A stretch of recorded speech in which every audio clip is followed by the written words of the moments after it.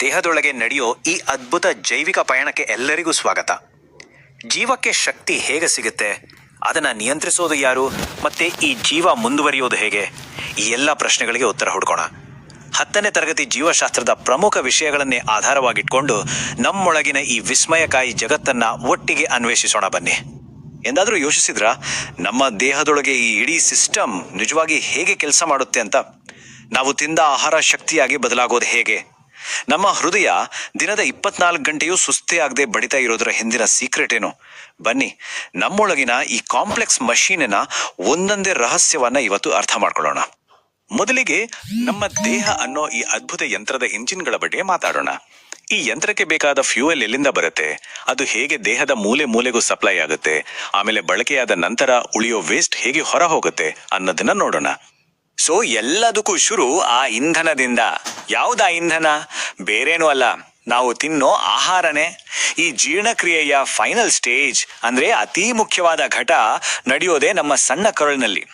ಇಲ್ಲೇ ನೋಡಿ, carbohydrates, proteins, ಕೊಬ್ಬು, ಹೀಗೆ ಎಲ್ಲವೂ ಕಂಪ್ಲೀಟ್ ಆಗಿ ಬ್ರೇಕ್ ಡೌನ್ ಆಗುತ್ತೆ. ನೋಡಿ, ಸಣ್ಣ ಕರುಳಿನಲ್ಲಿ ನಡೆಯೋ ಮ್ಯಾಜಿಕ್ ಇದು. ನಾವು ತಿಂದ ಕಾಂಪ್ಲೆಕ್ಸ್ ಫುಡ್ ಮಾಲಿಕ್ಯೂಲ್ಸ್ ಅಂದ್ರೆ ಪ್ರೋಟೀನ್ಗಳು ಅಮೈನೋ ಆಸಿಡ್ ಆಗಿ, ಕಾರ್ಬೋಹೈಡ್ರೇಟ್ಗಳು ಗ್ಲೂಕೋಸ್ ಆಗಿ, ಮತ್ತು ಕೊಬ್ಬುಗಳು ಫ್ಯಾಟಿ ಆಸಿಡ್ ಆಗಿ ಬದಲಾಗುತ್ತೆ. ನಮ್ಮ ದೇಹ ಸುಲಭವಾಗಿ ಹೀರ್ಕೊಳಕ್ಕಾಗೋ ಸಿಂಪಲ್ ರೂಪಕ್ಕೆ ಬರುತ್ತೆ. ಓಕೆ, ಈಗ ಫ್ಯೂಯಲ್ ರೆಡಿ ಆಯಿತು. ಆದರೆ ಅದನ್ನ ದೇಹದ ಪ್ರತಿಯೊಂದು ಜೀವಕೋಶಕ್ಕೂ ತಲುಪಿಸೋದು ಹೇಗೆ? ಅದಕ್ಕಾಗಿಯೇ ನಮ್ಮ ಬಾಡಿಯಲ್ಲಿ ಒಂದು ಅದ್ಭುತವಾದ ಸೂಪರ್ ಹೈವೇ ಸಿಸ್ಟಮ್ ಇದೆ. ಅದೇ ನಮ್ಮ ರಕ್ತ ಪರಿಚಲನಾ ವ್ಯವಸ್ಥೆ. ಈ ಸೂಪರ್ ಹೈವೇಯನ್ನ ಸದಾ ಚಾಲನೆಯಲ್ಲಿಡೋ ಪವರ್ಫುಲ್ ಇಂಜಿನ್ ಯಾವುದು? ಅದು ಬೇರೆ ಯಾವುದೂ ಅಲ್ಲ, ನಮ್ಮ ಹೃದಯ. 4 ಚೇಂಬರ್ಗಳು ಅಂದ್ರೆ ಕೋಣೆಗಳಿರೋ ಈ ಅದ್ಭುತ ಪಂಪ್ ರಕ್ತವನ್ನ ತುಂಬಾನೇ ಎಫಿಷಿಯೆಂಟ್ ಆಗಿ ಇಡೀ ದೇಹಕ್ಕೆ ಪಂಪ್ ಮಾಡುತ್ತೆ. ನಮ್ಮ ಹೃದಯದ ಕಾರ್ಯವೈಖರಿ ಬಹಳನೇ ವಿಶೇಷವಾದದ್ದು. ಅದನ್ನೇ ನಾವು ಇಮ್ಮಡಿ ಪರಿಚಲನೆ ಅಥವಾ ಡಬಲ್ ಸರ್ಕ್ಯುಲೇಷನ್ ಅಂತ ಕರಿತೀವಿ. ಅಂದ್ರೆ ರಕ್ತ ದೇಹದಲ್ಲಿ ಒಂದು ರೌಂಡ್ ಪೂರ್ತಿ ಮಾಡೋಕೆ ಹೃದಯದ ಮೂಲಕ 2 ಸಾರಿ ಪಾಸ್ ಆಗಬೇಕು. ಒಮ್ಮೆ ಶ್ವಾಸಕೋಶಕ್ಕೆ ಹೋಗಿ ಆಕ್ಸಿಜನ್ ತರೋಕೆ, ಇನ್ನೊಮ್ಮೆ ಆ ಆಕ್ಸಿಜನ್ನ ಇಡೀ ದೇಹಕ್ಕೆ ತಲುಪಿಸೋಕೆ. ಹಾಗಾದ್ರೆ ಈ ಇಮ್ಮಡಿ ಪರಿಚಲನೆ ಯಾಕೆ ಇಷ್ಟೊಂದು ಇಂಪಾರ್ಟೆಂಟ್? ಯಾಕಂದ್ರೆ ಇದು ಆಮ್ಲಜನಕ ಇರೋ ರಕ್ತ ಮತ್ತು ಆಮ್ಲಜನಕ ಇಲ್ಲದ ರಕ್ತ ಎರಡನ್ನೂ ಮಿಕ್ಸ್ ಆಗೋಕೆ ಬಿಡೋದೇ ಇಲ್ಲ. ಇದರಿಂದ ನಮಗೆ ಜಾಸ್ತಿ ಎನರ್ಜಿ ಸಿಗುತ್ತೆ, ಮತ್ತೆ ನಮ್ಮ ಬಾಡಿ ಟೆಂಪರೇಚರ್ ಕೂಡ ಸ್ಟೇಬಲ್ ಆಗಿರುತ್ತೆ. ನಿಜಕ್ಕೂ ಇದು ಪ್ರಕೃತಿಯ ಒಂದು ಅದ್ಭುತ ಡಿಸೈನ್, ಹೌದಲ್ವಾ? ಅಂದಹಾಗೆ ನಮ್ಮ ಹಾಗೇನೆ ಗಿಡಮರಗಳಿಗೂ ಅವುಗಳದೇ ಆದ ಟ್ರಾನ್ಸ್ಪೋರ್ಟ್ ಸಿಸ್ಟಮ್ಸ್ ಇವೆ.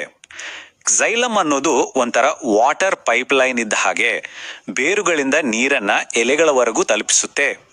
ಇನ್ನೊಂದು ಫ್ಲೋಯಮ್, ಇದು ಫುಡ್ ಡೆಲಿವರಿ ನೆಟ್ವರ್ಕ್ ಮಾದರಿ ಎಲೆಗಳಲ್ಲಿ ತಯಾರಾದ ಆಹಾರವನ್ನ ಗಿಡದ ಎಲ್ಲಾ ಭಾಗಗಳಿಗೂ ಸಾಗಿಸುತ್ತೆ. ಯಾವುದೇ ಇಂಜಿನ್ ಕೆಲಸ ಮಾಡಿದಾಗ ವೇಸ್ಟ್ ಉತ್ಪತ್ತಿ ಆಗೇ ಆಗತ್ತೆ. ನಮ್ಮ ದೇಹದಲ್ಲೂ ಅಷ್ಟೇ. ಇದನ್ನ ಕ್ಲೀನ್ ಮಾಡಿಲ್ಲ ಅಂದ್ರೆ ತುಂಬಾನೇ ಡೇಂಜರ್. ಈ ಪ್ರಮುಖ ಕ್ಲೀನಿಂಗ್ ಕೆಲಸ ಮಾಡೋದೇ ನಮ್ಮ ವಿಸರ್ಜನಾ ವ್ಯವಸ್ಥೆ. ಇದರ ಪ್ರಮುಖ ಅಂಗಗಳು ಕಿಡ್ನಿಗಳು. ಈ ಕಿಡ್ನಿಗಳಲ್ಲಿ ಲಕ್ಷಾಂತರ ಸಣ್ಣ ಫಿಲ್ಟರ್ಗಳಿವೆ. ಅವುಗಳನ್ನೇ ನೆಫ್ರಾನ್ಗಳು ಅಂತ ಕರೆಯೋದು. ಪ್ರತಿಯೊಂದು ನೆಫ್ರಾನ್ ಕೂಡ ಒಂದು ಮೈಕ್ರೋ ಫಿಲ್ಟರ್ ಇದ್ದ ಹಾಗೆ. ಇದು ರಕ್ತದಿಂದ ಯೂರಿಯಾದಂತಹ ಹಾನಿಕಾರಕ ವೇಸ್ಟ್ ವಸ್ತುಗಳನ್ನ ಸಪರೇಟ್ ಮಾಡುತ್ತೆ. ಅಷ್ಟೇ ಅಲ್ಲ, ದೇಹಕ್ಕೆ ಬೇಕಾಗಿರೋ ಗ್ಲೂಕೋಸ್, ನೀರು, ಈ ತರಹದ ಉಪಯುಕ್ತ ವಸ್ತುಗಳನ್ನ ಮತ್ತೆ ರಕ್ತಕ್ಕೆ ವಾಪಸ್ ಕಳಿಸುತ್ತೆ. ಎಂತ ಒಂದು ಸ್ಮಾರ್ಟ್ ಸಿಸ್ಟಮ್ ನೋಡಿ. ಸರಿ, ಇಲ್ಲಿವರೆಗೂ ನಾವು ದೇಹದ ಆಟೋಮ್ಯಾಟಿಕ್ ಮೆಷಿನ್ಗಳ ಬಗ್ಗೆ ತಿಳ್ಕೊಂಡ್ವಿ. ಈಗ ಈ ಎಲ್ಲಾ ಸಿಸ್ಟಮ್ಗಳನ್ನ ಕಂಟ್ರೋಲ್ ಮಾಡೋ, ಕೋಆರ್ಡಿನೇಟ್ ಮಾಡೋ ಮಾಸ್ಟರ್ ಕಂಟ್ರೋಲ್ ಸಿಸ್ಟಮ್ಸ್ ಬಗ್ಗೆ ಮಾತಾಡೋಣ. ಅಂದ್ರೆ ನಮ್ಮ ನರವ್ಯೂಹ ಮತ್ತು ಹಾರ್ಮೋನ್ಗಳ ಜಗತ್ತಿಗೆ ಎಂಟ್ರಿ ಕೊಡೋಣ. ಬಿಸಿ ಪಾತ್ರೆ ಮುಟ್ಟಿದಾಗ ನಾವು ಯೋಚನೆ ಮಾಡೋಕು ಮುಂಚೆನೆ ಕೈ ಹಿಂದಕ್ಕೆ ತಗೋತೀವಲ್ಲ, ಹೇಗೆ? ಅದೇ ಈ ಪರಾವರ್ತಿತ ಚಾಪ ಅಥವಾ ರಿಫ್ಲೆಕ್ಸ್ ಆರ್ಕ್. ಈ ಲೈಟ್ನಿಂಗ್ ಸ್ಪೀಡ್ ಆಕ್ಷನ್ ನಮ್ಮ ಬ್ರೈನ್ ಆರ್ಡರ್ ಗಾಡಿ ಕಾಯೋದೇ ಇಲ್ಲ, ಬದಲಾಗಿ ಸ್ಪೈನಲ್ ಕಾರ್ಡ್ ಇಂದಲೇ ಕಂಟ್ರೋಲ್ ಆಗುತ್ತೆ. ಇದು ನಮ್ಮನ್ನ ಅಪಾಯದಿಂದ ಕಾಪಾಡೋ ಒಂದು ಸೇಫ್ಟಿ ಮೆಕ್ಯಾನಿಸಮ್. ಆದ್ರೆ ಎಲ್ಲಾ ನಿರ್ಧಾರಗಳು ಅಷ್ಟು ಫಾಸ್ಟ್ ಆಗಿ ನಡೆಯಲ್ಲ. ನಮ್ಮ ದೇಹದ ಮೇನ್ ಕಮಾಂಡ್ ಸೆಂಟರ್ ಅಂದ್ರೆ ಅದು ನಮ್ಮ ಮೆದುಳು. ಯೋಚಿಸೋದು, ಕಲಿಯೋದು, ಎಲ್ಲಾ ಕಾಂಪ್ಲೆಕ್ಸ್ ನಿರ್ಧಾರಗಳನ್ನ ತಗೊಳ್ಳೋದು, ಎಲ್ಲದಕ್ಕೂ ಇದೇ ಬಾಸ್. ಬನ್ನಿ, ಇದರ ಕೆಲವು ಮುಖ್ಯ ಭಾಗಗಳು ಹೇಗೆ ಕೆಲಸ ಮಾಡುತ್ತೆ ನೋಡೋಣ. ಮೆಡುಲಾ, ಇದನ್ನ ನಮ್ಮ ಬಾಡಿಯ ಇಂಟರ್ನಲ್ ಆಟೋ ಪೈಲಟ್ ಅಂತಾನೆ ಹೇಳ್ಬೋದು. ಉಸಿರಾಟ, ಬ್ಲಡ್ ಪ್ರೆಷರ್ ತರಹದ ನಮ್ಮ ಕಂಟ್ರೋಲ್ ಇಲ್ಲದ ಬೇಸಿಕ್ ಕ್ರಿಯೆಗಳನ್ನ ಇದು ನೋಡ್ಕೊಳುತ್ತೆ. ಇನ್ನೊಂದು ಕಡೆ ಅನುಮಸ್ತಿಷ್ಕ ಅಥವಾ ಸೆರಿಬೆಲ್ಲಮ್, ಇದು ನಾವು ನಡೆಯುವಾಗ, ಓಡುವಾಗ ನಮ್ಮ ಬಾಡಿ ಬ್ಯಾಲೆನ್ಸ್ ಮತ್ತೆ ನಿಖರತೆಯನ್ನ ಕಾಪಾಡೋ ಒಬ್ಬ ಸ್ಕಿಲ್ಡ್ ಆರ್ಟಿಸ್ಟ್ ಇದ್ದ ಹಾಗೆ. ನಮ್ಮ ನರವ್ಯೂಹ ಫಾಸ್ಟ್ ಆಗಿ ಎಲೆಕ್ಟ್ರಿಕಲ್ ಸಿಗ್ನಲ್ಗಳ ಮೂಲಕ ಮಾತಾಡಿದ್ರೆ ದೇಹದಲ್ಲಿ ಇನ್ನೊಂದು ಕಮ್ಯುನಿಕೇಶನ್ ಸಿಸ್ಟಮ್ ಇದೆ. ಇದು ಸ್ವಲ್ಪ ನಿಧಾನ, ಆದರೆ ಇದರ ಎಫೆಕ್ಟು ಬಹಳ ಸಮಯದವರೆಗೂ ಇರುತ್ತೆ. ಅದುವೇ ಹಾರ್ಮೋನ್ಗಳೆಂಬ ಕೆಮಿಕಲ್ ಮೆಸೆಂಜರ್ಗಳ ನೆಟ್ವರ್ಕ್. ನಮ್ಮ ದೇಹದಲ್ಲಿ ತುಂಬಾ ಹಾರ್ಮೋನ್ಗಳಿವೆ. ಉದಾಹರಣೆಗೆ ಇನ್ಸುಲಿನ್ ನಮ್ಮ ಬ್ಲಡ್ ಶುಗರ್ ಲೆವೆಲ್ ಕಂಟ್ರೋಲ್ ಮಾಡಿದ್ರೆ, ಅಡ್ರಿನಲಿನ್ ನಮ್ಮನ್ನ ಫೈಟ್ ಆರ್ ಫ್ಲೈಟ್ ಅಂದ್ರೆ ತುರ್ತು ಪರಿಸ್ಥಿತಿಗೆ ರೆಡಿ ಮಾಡ್ತವೆ. ಈ ಕೆಮಿಕಲ್ ಮೆಸೆಂಜರ್ಗಳು ನಮ್ಮ ಮೂಡ್ನಿಂದ ಹಿಡಿದು ನಮ್ಮ ಬೆಳವಣಿಗೆಯವರೆಗೂ ಎಲ್ಲವನ್ನೂ ಕಂಟ್ರೋಲ್ ಮಾಡ್ತವೆ. ಸರಿ, ದೇಹದ ಕಾರ್ಯಗಳು, ಅದರ ಕಂಟ್ರೋಲ್ ಸಿಸ್ಟಮ್ ಬಗ್ಗೆ ನೋಡಿದ್ವಿ. ಈಗ ಜೀವದ ಅತ್ಯಂತ ಮೂಲಭೂತ ಮತ್ತೆ ಅದ್ಭುತವಾದ ಪ್ರಕ್ರಿಯೆ ಕಡೆಗೆ ಹೋಗೋಣ. ಅದೇ ಸಂತಾನೋತ್ಪತ್ತಿ. ಜೀವವು ತನ್ನ ಸಂತತಿಯನ್ನ ಹೇಗೆ ಮುಂದುವರಿಸಿಕೊಂಡು ಹೋಗುತ್ತೆ ಅನ್ನೋ ಬ್ಲೂ ಪ್ರಿಂಟ್ ಅನ್ನ ಈಗ ನೋಡೋಣ. ಸಸ್ಯಗಳಲ್ಲಿ ಸಂತಾನೋತ್ಪತ್ತಿ ಅನ್ನೋದು ಒಂದು ಸುಂದರವಾದ ಪ್ರೋಸೆಸ್. ಪರಾಗ ಅಂದ್ರೆ ಪೋಲನ್ ಗ್ರೇನ್ ಹೂವಿನ ಶಲಾಖಾಗ್ರದ ಮೇಲೆ ಬಿದ್ದಾಗ ಒಂದು ಪೋಲನ್ ಟ್ಯೂಬ್ ಬೆಳೆಯೋಕೆ ಶುರುವಾಗುತ್ತೆ. ಈ ಟ್ಯೂಬ್ ಒಳಗಿನಿಂದ ಸಾಗಿ ಅಂಡಾಶಯವನ್ನ ತಲುಪಿ ಫಲೀಕರಣ ಕ್ರಿಯೆಯನ್ನ ಪೂರ್ತಿಗೊಳಿಸುತ್ತೆ. ಈ ಫಲೀಕರಣದ ನಂತರ ನಡೆಯೋ ರೂಪಾಂತರವಿದೆಯಲ್ಲ, ಅದು ನಿಜವಾಗೂ ಒಂದು ವಂಡರ್. ಹೂವಿನ ಅಂಡಾಶಯವೇ ನಾವೆಲ್ಲ ಇಷ್ಟಪಟ್ಟು ತಿನ್ನೋ ಹಣ್ಣಾಗಿ ಬದಲಾಗುತ್ತೆ.